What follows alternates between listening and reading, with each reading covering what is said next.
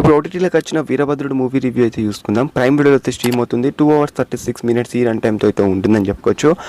సూర్య గారు, ఎస్జే బాలాజీ గారు and mainly Trisha గారు ఇలాంటి యాక్టర్స్ అయితే మనం ఫిల్మ్లో చూస్తామని చెప్పుకోవచ్చు. సో యాక్చువల్ తమిళ్లో మనకు కరుపు అనే టైటిల్, సో తెలుగులోకి అయితే టైటిల్ వీరభద్రుడు అని మార్చారు. మనకు తెలిసిన విషయమే.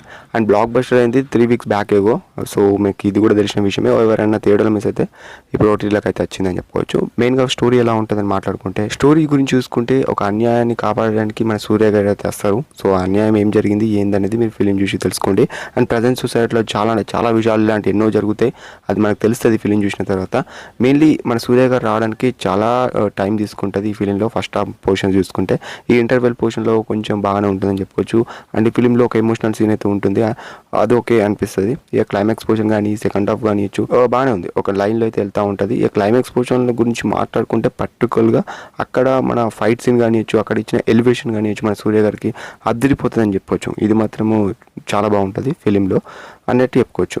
ఇంకా మెయిన్గా బ్యాక్గ్రౌండ్ మ్యూజిక్ కానిచ్చు, సాంగ్స్ కానిచ్చు ఫిలిం తగ్గట్టు అయితే చాలా బాగా సూటబుల్ అయితే అయినాయని చెప్పొచ్చు. మన ఆర్జే బాలాజీ గారు యాక్చువల్లీ సూర్య గారితో కాకుండా త్రిష గారితో ఈ ఫిలిం తీస్తుండేనంట. బట్ సూర్య గారు ఈ ఫిలిం స్టోరీ ఓకే చేయడము అండ్ సూర్య గారు రావడము ఇలాంటి లైన్స్ అయితే జరిగాయి అన్నట్టు బిఫోర్ ది ఫిలిం అన్నట్టు తెలిసింది.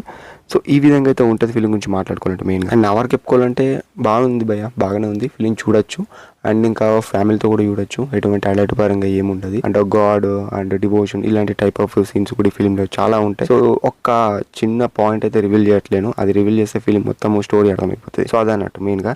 బట్ సూర్య గారి పర్ఫార్మెన్స్ కానిచ్చు, యాక్టింగ్ కానిచ్చు చాలా బాగుంటుంది ఈ ఫిలింలో. అది మాత్రం బాగా అనిపిస్తుంది. ఇక నెగిటివ్ గురించి చెప్పుకోవాలంటే చెప్పాను కదా, ఫస్ట్ హాఫ్లో సూర్య గారు రావడానికి కొంచెం టైం పడుతుంది.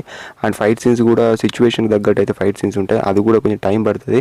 ఎగ్జాంపుల్ సలార్ ఫిలిం చూసుకున్నా కానిచ్చు, కేజీఎం ఫిలిం చూసుకున్నా కానిచ్చు, అక్కడ సిచ్యువేషన్ బట్టి మనకు ఫైట్ సీన్ ఎలా ఉంటుందో ఈ ఫిలింలో ఆ టైప్ ఆఫ్లో మనకు డిజైన్ చేశారు. అది కొంచెం సమయం తీసుకొని ఫైట్ సీన్స్ అయితే డిజైన్ చేశారు. బట్ అది మాత్రం టూ మచ్ ఆఫ్ ఎలివేషన్స్ అయితే ఇచ్చారు భయ్య. అండ్ ఈ టైప్లో అయితే ఉంటుంది ఫిలిం గురించి మాట్లాడుకోవాలంటే. అండ్ మై రివ్యూస్ ఛానల్ మన కొత్త వాళ్ళు చూసినట్లయితే ముందులో చెప్పినట్టు ప్లీజ్ సబ్స్క్రైబ్, సపోర్ట్, లైక్ చేయండి.